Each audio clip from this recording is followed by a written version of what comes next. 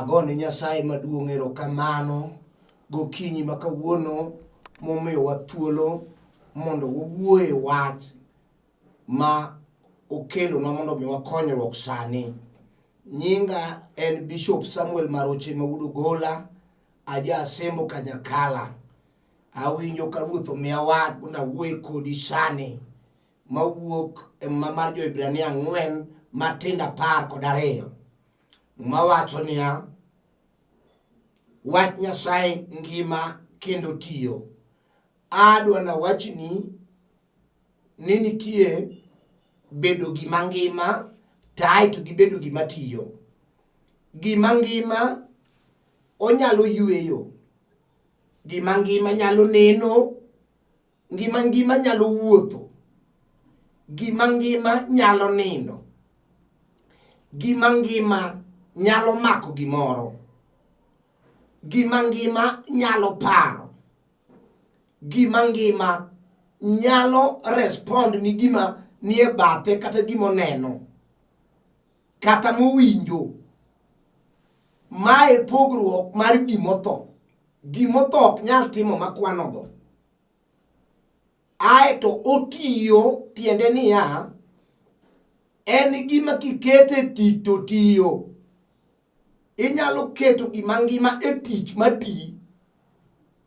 Ngima mingimago emomiyo idhi e puodho michak iduogi. Ngima mingimago emomiyo inyalo golo kuon e mesa miketie dhogi. Golo kuon e mesa miketie dhogi en tich. To mae makelo ni wach Nyasaye ngima kendo tiyo. Apako Nyasaye maduong'. Obedo mangima nikech ondikie Muma ni kar chakruok wach ni nitie. Mano Johana 1 wang'e. Kar chakruok wach ni nitie. To wach no ne ni kod Nyasaye. To ae wach obedo Nyasaye. Nyasaye ngima. Ondikie Muma ni walamo Nyasaye mangima. Nyasaye kosebedo mangima to gima ng'eyo kum gima ngima kaka wache mokwongo ni en ng'ama tiyo. Adiera Nyasaye koketie tich wach neno to onge gima nyalo tame ma ok otimo. Wach Nyasaye jonabi machon nokete tich motiyo. Adwa na chak ng'isi achiel kachiel mondo wadhi nikech ang'eyo ni gikone to wadhi nene kotiye ngimani. Apako misinga mar lweny. Musa ma wuod Yukabeth madhako e piny mar Misiri kakoro weche tek jo-Israel osebedo e twech higni 430. Ng'ama nyalo gologi e onge. Githagore. Mokwongo ni giwinjo maber ka wadgi ma Joseph ni kodgi. To bang' tho Joseph dak gi e piny aming'a nokelo mbi maduong' ni Farao moneno ka gima joka dhi loko lochne. To ae bang'e nokao Jo-Ibrania go tiende ni Jo-Israel mokete tij misumba. Tiyo matek to chiemo matin. Tiyo matek to ok chul mshahara. Tiyo matek to ywagre to ng'ama nyalo konyo gi onge. Mon nyaka modong' gi ndalo 2 to nyuol. Dhi manyon mutafari mating'ie gokgi kadhi. Ng'ama nyalo gologi e onge. Tapako Nyasaye maduong' manigi teko kendo manigi nyalo. Nooro Musa. Musa penjo. Adiera Musa neno ni tijno to teko ok nyalre. Adiera. Onge ng'ama nyalo golo ji e lwet Farao. Kata ne Nyasaye wuoyo gi Musa.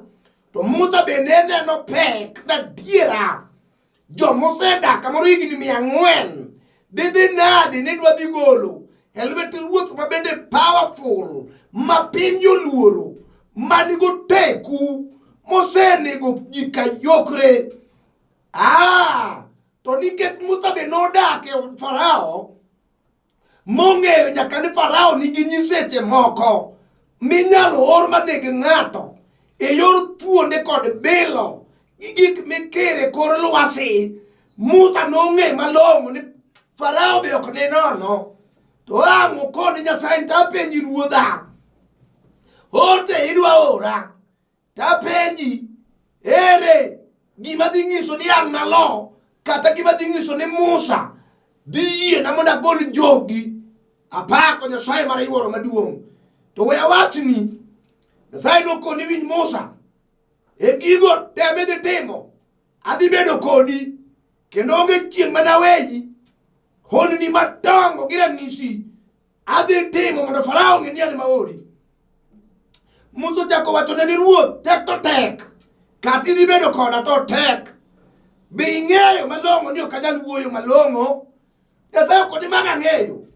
Adhi chuo wadu mudhodho go thuno achiel miluongo ni Harun, ma bende wuode Jukabeth momeru, dhi konyi e loko dhok kanyo we thagi.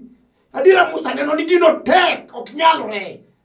Tong' wuog nadi to Musa onge bunde, Musa onge gimoro amora mar lweny, onge gasere, onge kod tong' mar abaja kata mar dinda, onge gi kuot, onge gimoro madotimgo Farao tir. Nyasaye be kore kawachone ni dhiya. Awuoro Musa noyie mochako wuoth, koni wawe adhi. Kamae be kaka chuo tho e lweny, Nyasaye to keta kama tek ma ok ang'eyo kata dhi loyo. Wawe adhi. Adiera sama Musa nochopo e piny Misri, wechene tek jolweny. Odonje palace kama nodake, oyudo ka Farao ma wuod Farao machon ema nitie tiyo. Jal mane ger kode molo ji te nong'eyo kinde mane Musa odak e odgi kanyo ni wuongi ne dhi welocho ni Musa, ma nomiyo ger gi Musa. Tapako Jehova mar lweny ni ka Nyasaye ochwaki modoko jakori kata jasigu ger kodi, to nyaka iloye. Duong' odog ni Simba ma dhod Juda ma nyakwar Jesse. Apako Yesu thuon. We awachni gima notimore. Musa notimo Farao gi ng'ong'o. Okoni Farao we awachni, okabiro lweny, bokabiro mondo adak kodi kaka nadak chon. Hika oseromo 80. Gima dadwaro e palace kaonge. Asefwenyo Nyasach jo-Ibrania emo mondo awachni ni iwe joge odhi olame kendo tine. To ma wach manoolo lot ei Farao. Farao kodi to mana manadi. Jalni bong'e ng'ama wuoyogo. Be ong'eyo teku man-go. Be ong'e ni an gi juoke. Be ong'e ni an gi nyiseche maka. To mana manadi. To kore kobiro makata tong' onge ge lwete. Asere be onge go. Jalni bong'eyo ni an ng'a. To wuoro jal moting'o Nyasaye. Musa ok obabni. Be weche ma Farao wacho ok ochande. Ong'e malong'o ni nowuok e dho Nyasaye ka wacho na dhi bedo kodi. Polo ni kode, rumbi gi liudu gi tekre Nyasaye oluore kotimo mach. Nyasachwa ni ka ng'ato yie kuome mogeno kuome, kata lweny ger midwa golo go jodala uge lwet okol mar Satan, Nyasaye bedo jakori, obet kodi. Duong' odog ni Simba manitie. Apako misinga mar lweny. Musa nogik dakika mogik ka ok adonje weche mang'eny. Farao nokelo kore, Musa be okelo kore. Farao kelo kore, to Musa be okelo kore. Farao kaneno Musa to neno ka Musa onge jeshi, Musa onge gi wana hewa, onge gi joma gol lweny piny, onge gi jo-Navy, onge gi joma orwako lewni mag choke, onge gi joma riembo buoche. Musa ni nono gowadgi ma Harun mochung'ie bathe gi Jethro ma jaduong'ne moneno. Farao kode to mabe biro nyalo adier. Okia ni Nyasaye nigi jeshi moikore man kanyo. Dakika matin Nyasaye nooro jeshi ma en ogwal. Ogwal nodhi kamoro amora e kambi mar palace. Jeshi mag Nyasaye nyalo lokore gimoro amora. Dakika matin ochako or jeshi moko mago wana hewa. Or gimiluongo ni lwang'ni, mago joma goyo hewa malo. Nodonje palace. Farao chunye thagore. Koni to jal mana neno kani kende ni. To magi ang'o. Apako Jehova mar lweny. Sano. Wanajeshi mag polo. Nong'ado pi duto te. Mane tie piny Misiri. Ma pi olokore remo. Chieng' no ng'ama nomodho pi onge. Obed pige mag chupa. Nolokore remo. Obed manie aora. Nolokore remo. Obed mar nam. Nolokore remo. Obed swimming pool. Kuma joma nigi pesa. Ne luokore odhiambo. Nolokore remo. Oh, we wachni. Nyasachwa nigi jeshi. Onyalo kelo gima pok none. Maluar kum jowasiki. Mikoni Jehova tiyo nadi. Apako misinga mar lweny. Dakika mogik. Tarombo. Emane muso yango. Apako misinga mar lweny. Maremo noketie dhoudi duto te. Jo Israel nowuok. 100 gi wiye. 100 gi wiye. Karingo matek. Onge gir gima ne giweyo. Obed anguro ne giting'o. Obed gimoro amora. Obed nyaka gweno ne giting'o. Ne gidhi gi gik moko te. Musa nokone to ma Nyasaye machal nadi. Pok oyie ni Nyasaye pod nyalo timo madongo. Gichope dho nam.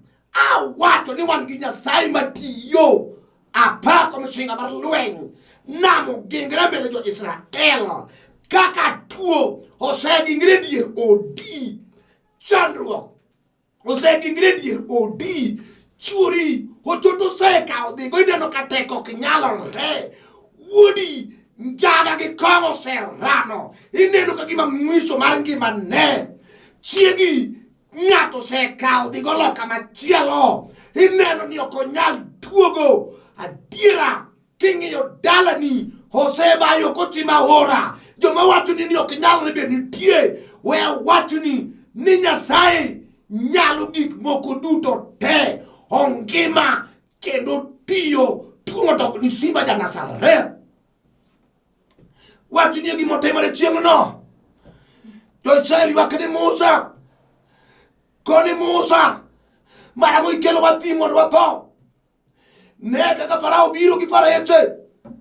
Musa to ng'eyo maler ni Nyasaye ok ja miriambo. Ondike mo manewe mondo piny osiki ka ja miriambo. To wach Nyasaye to bed adiera. Apako misinga mar lweny. Chieng'o no Musa nopenjo Nyasaye wach. Okoni ruoth ni wacho ni ibed koda. Aseneno gik mitimo e piny Misiri. Nam nie mbele wa. TB nie mbele na. Asthma nie mbele na. Blood pressure nie mbele na. Aneno gik ma wasigu keto mbele na. Ere kaka dhi kalo. So ino koni Musa dongo miting'e lweti. Uting'o luth. Jowa dwaro ywayo na. Ni luth ni ok nene na lutha. Mane en Yesu ja Nazareth. Mane en nyakwar obed. Mane en teko mar polo. Mane en nyakwar Daudi. Mane bat korachwich mar Nyasaye. Mane duol maduong' mowuok e makao makuu. Mane en ng'at manokore gi Mika. Mane en jal mane Isaya wuoyo kuome. Mae jal manowacho ni biro. Daniel onene. Apako Nyasaye mar yuoro. Ne ni alodhni. To koni Musa ni chwadi e dier nam. To sema Musa no chwado luth. Nam no barore malodo kotuo. Jo Israel okalo. Gima ne ok nyalore. Nam maduong' machalo Indian Ocean. O barore modong' lo motuo. Gima impossible with dhano. Impossible with Nyasaye. No bar ma ji okalo. Apako Nyasaye maduong'. Daktari osewacho ni kansa ni stage 4. Mano daktari mo wacho. Nyasaye to wacho ni no chango tuoche wa duto te. Apako misinga mar lweny. Kajal motho mozatiko dala ng'wen ema no chiero mowuok e pinjo motho mochako bet mangima to ito pod ngima. Apako Yesu thuon. Apako kidi mane jogedo dagi. mano gima bonde wachni ne Nyasaye nyalo ndike mu mano tiyo jo Israel muomo dhi Farao biro gi wasigi Farao biro gi kanya Farao biro kadhi kod ambuoche kagaringo kagilawo jo Israel piny ber emang nyamin Harun okawe bulgo ng'eng'o goyo kapako Nyasaye maduong' gidhi maber ochopo kama koro riyo ng'eny dhok winjo riyo diek winjo riyo kata sama wuoyi kodini e dala di kang'iyo malong'o ji winjo riyo te onge ng'ama ok winj riyo joma winjo riyo mar kong'o winjo joma winjo riyo mar lweny winjo joma winjo riyo mar nek winjo joma riyo winjo joma nigi riyo mar kend beri nigi riyo dala ni riyo mako mokwako te nyaka nyiri mosedhi tedo pod oduogo go ngang' dala ni kanyo gin gi riyo mar chuo kata en gi chuo to pod odwara dongi neno ka riyo onaso dala ni moketo tadwa na wuoye Yesu da Nazareth eni pi ma ka ng'ato modho tosha onge kendo kiyo manyalo chako duoge ngimane kendo apako ja Nazareth dhako manodhi e yawo orado gi Yesu thuon sa abiriyo wang'e ka koro chieng' ni e diere to Yesu wuoyo kode koni winj mama pi mineni tuomboni misikilichona mae to kimodho to riyo maki to pi mana miyi kimodho to biro chalo soko mabobni e iyi nyaka chieng' apako misinga mar lweny Nyasachwa tiyo ang' Musa ka jo Israel riyo ingo ochimo kidi wuoyo kod Nyasaye to kidi nyaka karang'o ma kidi osegole pi jo Israel luong neno kama impossible jomoko wacho ni mano impossible jomoko be wuoyo kone Musa Nyasaye ni to nere ka gima wiera kanye ma pi osewuokie lwanda wan gi lwendni e gweng'wa pok waneno ma kata Misiri mane oaye pok pi owuokie lwanda Nyasaye ni mane koso wapenji wuoro Yukabeth wiyi okethore to Musa to ng'eyo Nyasaye Elija ong'eyo Nyasaye Daniel openda ong'eyo Nyasaye Samson maudu Manoa ong'eyo ni Nyasaye to timo kata obed migumba majachino mako tonge molingo ti kata obed ng'ama chal nadi maneko mako wiye otamre lielo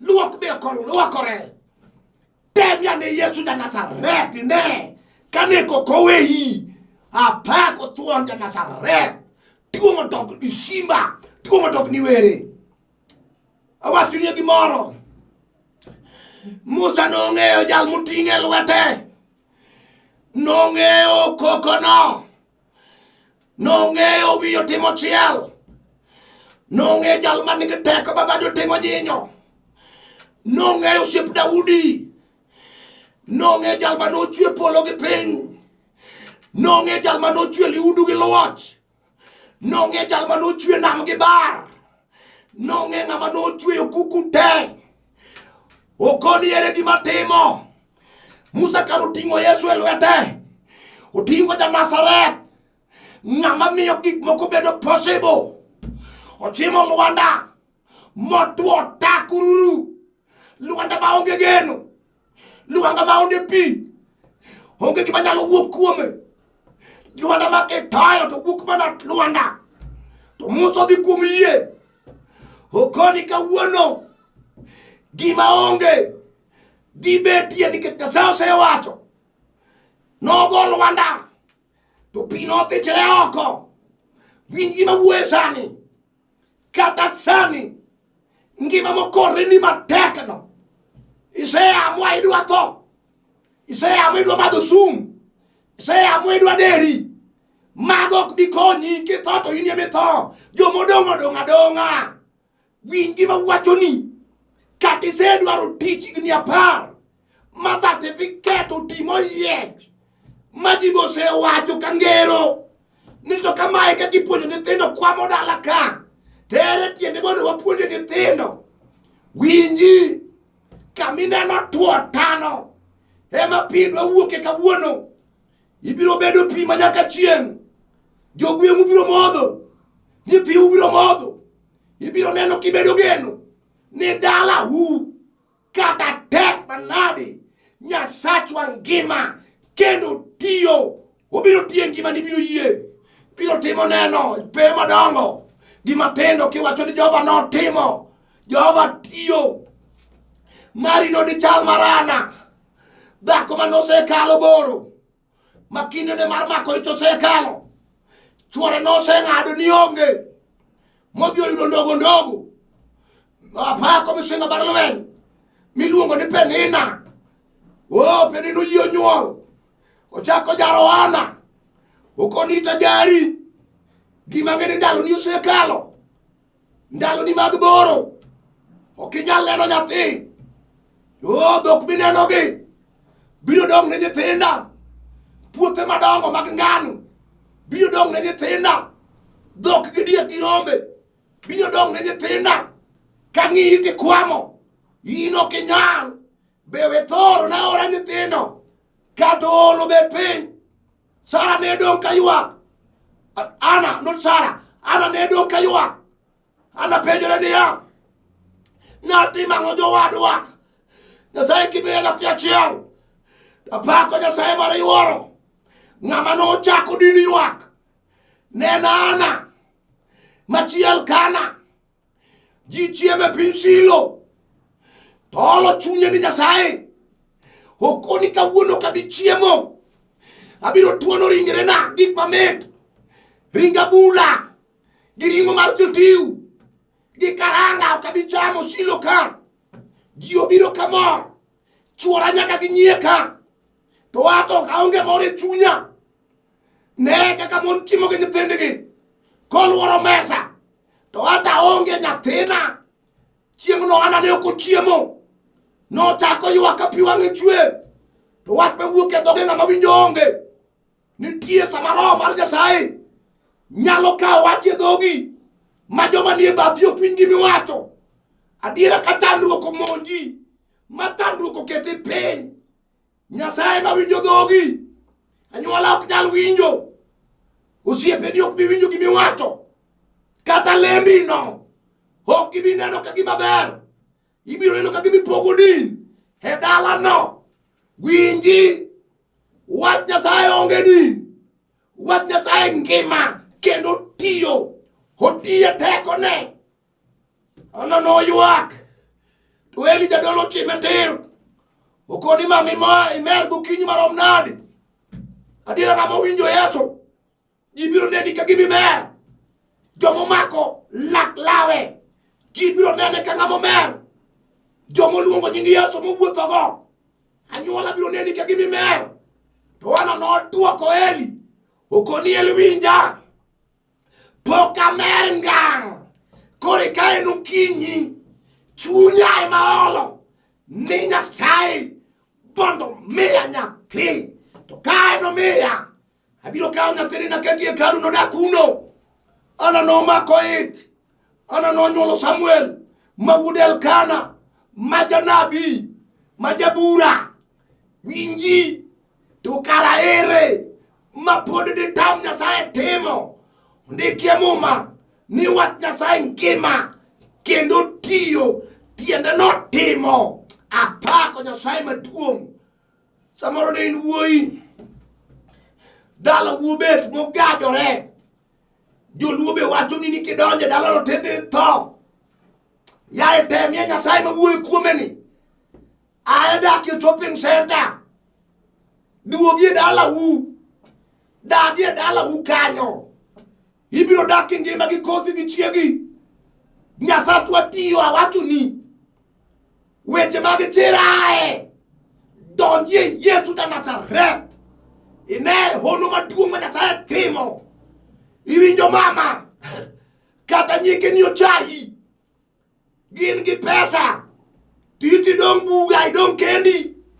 Ichalo chula e dala no. Nanga molal inie mikwalo. Gimora mora motimre marach enin. Nikech ting'i odi onge geno. Nyigi onge geno. Yuwuti be onge geno. Idong kendi idong buga. Nyasachwa nitie. Ajabu biro tingi malo. Nyasachwa biro makubadi. Nyasachwa biro golo pike ma pionge. Kadira king'iyo to onge. Hot midake onge. Kwe yonge go. Luen going right and left. Jehova biro chungni malo kawuono kiyie. Wat Nyasaye ngima kendo tiyo. Osetiyo ni jokini motimo neno. Osetiyo ni joma nigi tuo motimo neno. Oh. Mama kata norochi kapod tin. Norochi motami ok inyal nyuol. Yesu ni kaka wuono timo ono. Samoro iseloko ohala. Ohandi no chalo gima ng'ato nene gi wang' marach. Pesa mani wero go dok chien. Joma hole mabiro. Iyaw duka. Ing'iew gari kete ndara. Manamba gi dereva ema tamo pesa tieko. Osiepna pesa to in go. To kwe ma in ge odi gi chiegi to onge. Awinjo kamo mawacho. Kenda somo ni wat Nyasaye ngima kendo tiyo. Tema ni wat Nyasaye kawuono. Iwacho ni jowadwa. Ase le masara. To pokatemo wat Nyasaye gi gima tek. Nyasachwa nyalo. Ngima kendo tiyo. Otiyo ni Daudi ka Jesse. Ka jasike ma Goliath ni mbele ne. Daudi nong'eyo. Nyasaye manoluonge kapod en e kwath. Daudi nong'eyo. Nyasaye Jesse wuone gima nitimo nigi misango. Daudi nong'eyo. Nyalo mar Jehova mar Nyasaye Israel. Daudi nong'eyo. Ni Nyasaye kochwako ng'ato. Kato yom yom. To nyako loja sike. Apako misinga mar lweny. Wat Nyasaye ngima kendo tiyo jolweny. Ang'eyo ni kama intie no iwinja. Weto sega jire ni otami.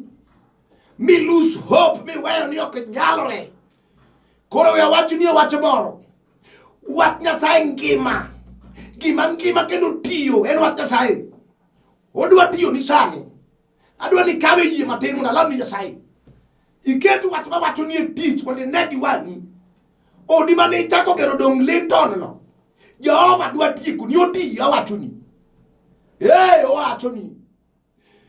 Kaka liwetima kora chich siem go TV. Awinjo ka nyalo mar Nyasaye oseuma gi tekone. Jatuo osud machiegni but TV. Jatandro osud machiegni mondo iwinj dwond Nyasaye. Alemo kodi. Nyasaye achiel. Nyoro kawuono nyaka chieng'. Intie Jehova. Nyasache Musa. Nyasache Daudi ka Jesse. Nyasache Ibrahim gi Isaka. Nyasache Jakobo. Awuoyo kodi sani wuonwa. Ineno mama no. Ineno nyako no. Ineno wuoyi no. Jaduong' no. Ineno daya no. Ochimitir. Gik moko osetamre ma ok otimre ngimane. Osetemo tedo tamre. Osetemo kendo tamre. Osetemo kuno pesa nyuom dhako tamre. Osetemo ng'iewo lowo tamre. Nyasaye dogie jakore kawuono. Timne ono Nyasaye mar polo. Tine ngimane Nyasaye. Tuo awuoyo kodi. Ibed kansa kata alsa. Awuoyo kodi. Ibed tuo mar sickle cell. Awuoyo kodi. Ibed tuo mar sukari. Ibed tuo mar pipa. Ibed tuo mar ich. Ibed tuo mar kor. Awuoyo kodi. Eni Yesu Kristo ja Nazareth. Ai pe kum mama no. Ai pe kum kijana no. Ai kum jaduong' no. Osetami chuth e nying Yesu Kristo.